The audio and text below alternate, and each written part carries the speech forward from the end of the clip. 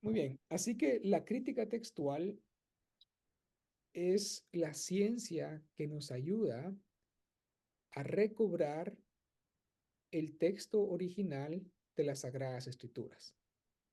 Por ejemplo, tenemos varias copias del Evangelio de Lucas y esas copias tienen algunas variaciones. Por ejemplo, una copia omite una preposición, otra copia agrega la preposición y una tercera copia, en lugar de utilizar la misma preposición que la anterior, tiene una diferente. Así que la crítica textual pregunta, ante tales variantes textuales, ¿cuál fue la lectura original? Si estamos hablando de Lucas, ¿qué fue lo que Lucas escribió? ¿Sin preposición, con preposición y cuál preposición utilizó? Vamos a seguir la lectura A, B o C.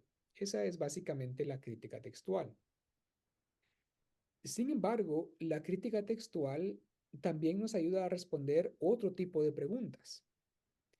Es muy común en ambientes populares y hasta hace poco también en ambientes académicos pensar que el Nuevo Testamento había sido copiado con mucho descuido. Era muy común esa idea. Algunos estudiosos, de hecho, hasta publicaron libros diciendo que los copistas del Nuevo Testamento cambiaban el texto para su propia conveniencia teológica. Por ejemplo, si Pablo habló acerca de la predestinación y luego en el siglo IV un monje cristiano estaba copiando a Pablo, la carta de Pablo a los romanos, pero este monje no creía en la predestinación, entonces se pensaba que el monje cambiaba los versículos de predestinación y les incluía libre albedrío. Eso es lo que se pensaba, que los copistas del texto del Nuevo Testamento cambiaban a su propia conveniencia teológica el sentido y las palabras del texto que estaban copiando.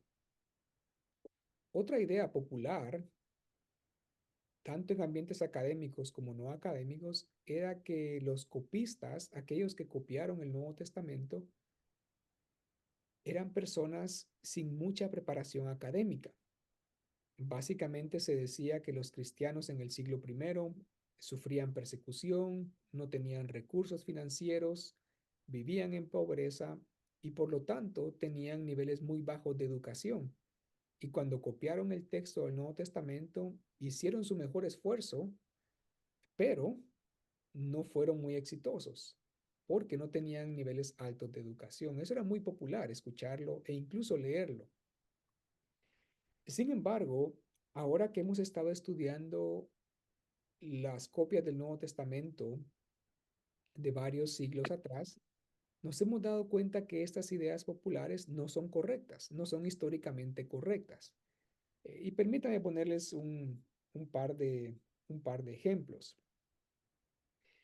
En primer lugar, los textos del Nuevo Testamento que tenemos hoy día están preservados en una variedad de copias.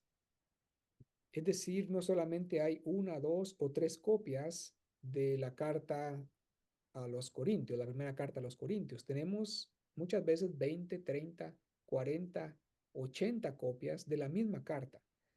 Así que estamos en una posición privilegiada para comparar si estas ideas de que el texto fue transmitido sin fidelidad y copiado sin mayor control es cierta o no. Y hemos hecho estos estudios. Hace unos 5 o 7 años se empezaron a publicar esos estudios. Tal vez más, hace 10 años se empezaron a publicar esos estudios y estamos cambiando la forma en la que vemos el texto y la transmisión del texto del Nuevo Testamento. Por ejemplo, en el siglo XIX, hace 100 años, hace más de 100 años, 120 años, las únicas copias del Nuevo Testamento que teníamos venían del siglo IV. Así que entre Pablo, cuando él escribió sus cartas, y la primera copia de sus cartas, por lo menos habían 300, 400 años. Así que en el siglo XIX muchos críticos decían, ¿cómo es posible que tú creas que esto lo escribió Pablo si la única copia que tenemos viene del siglo IV, 400 años después de que Pablo vivió? Así que fue muy común durante la época del liberalismo teológico decir que los documentos del Nuevo Testamento no fueron escritos por Pablo, Juan, Mateo, Marcos y los otros nombres que son autores del Nuevo Testamento, porque no tenemos copias tempranas. Sin embargo, en el siglo XX descubrimos por pura casualidad, y ahí sí que fue pura casualidad, descubrimos los documentos más antiguos del Nuevo Testamento.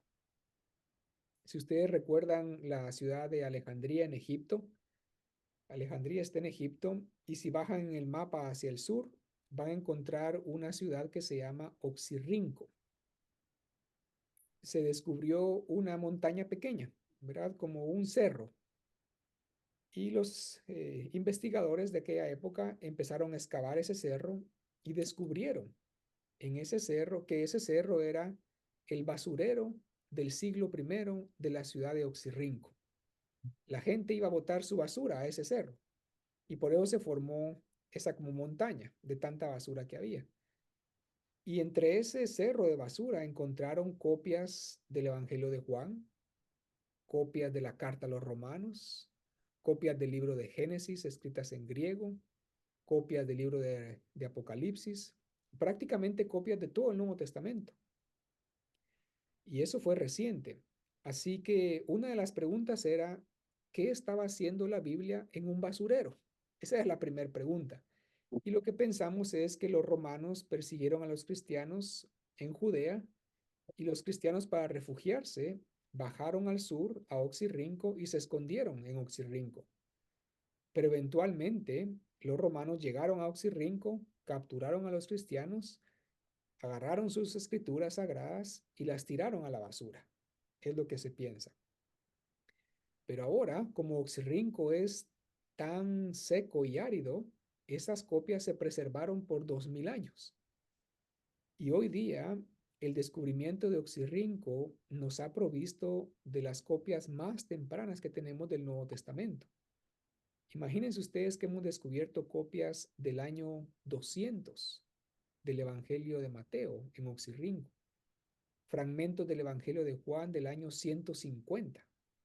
Juan se escribió en el año 90 y tenemos copias en Oxirrinco de Juan del año 150. Estamos hablando de 50, 60 años. Así que ahora estamos en una posición privilegiada. Ya no hablamos de 400 años entre Pablo y un códice, una copia del Nuevo Testamento. Ahora hablamos de unas décadas entre los autores del Nuevo Testamento y las copias más tempranas del Nuevo Testamento. Así que una pregunta que los estudiosos tenían es si comparamos las copias de Oxirrinco del siglo segundo, del año 200, con las copias del siglo cuarto del Nuevo Testamento, ¿van a ser iguales o diferentes? Si son diferentes, la idea de que el texto del Nuevo Testamento se copió sin fidelidad y sin control va a ser comprobada. Pero si descubrimos que hay una transmisión y prácticamente descubrimos que hay bastante relación entre las copias del siglo segundo y el siglo cuarto, podremos concluir que los escribas o los copistas copiaron, valga la redundancia, con bastante fidelidad el texto del Nuevo Testamento. Pues en el año 2010, por fin terminamos esa investigación, ¿verdad? Un erudito de Australia concluyó esa investigación y él confirmó que la evidencia apunta a que más del 90% del texto del Nuevo Testamento que conocíamos en el siglo cuarto es exactamente el mismo texto que está en el siglo segundo. Por 200, 300 años se ha preservado con una alta fidelidad el texto del Nuevo Testamento. Y hoy día no van a encontrar a ningún erudito que se respete diciendo que el Nuevo Testamento no se ha transmitido con fidelidad. Es históricamente imposible decir eso, ¿verdad? Por la evidencia que hoy día tenemos. Así que la crítica textual nos ayuda a responder preguntas no solamente acerca del texto original, sino preguntas más amplias acerca de la transmisión del texto del Nuevo Testamento. Y finalmente, Estos descubrimientos de Oxirrinco al que me refiero nos permitieron comparar la caligrafía de las copias tempranas del Nuevo Testamento con las caligrafías romanas de aquella época. En el siglo I básicamente habían tres tipos de caligrafía: profesional, semiprofesional y principiante.